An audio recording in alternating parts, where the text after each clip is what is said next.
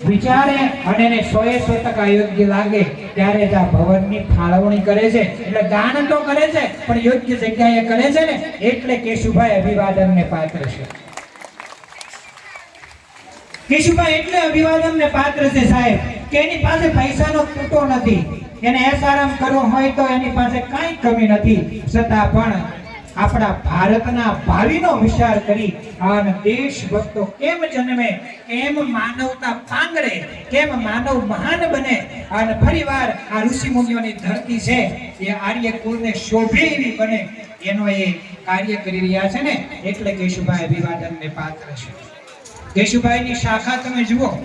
309 ભવનમાં પોતે 50% રકમ આપે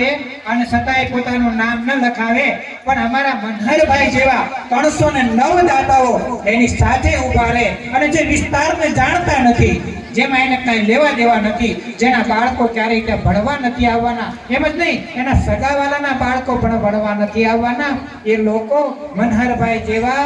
ઉદાર દિલ દાતાઓ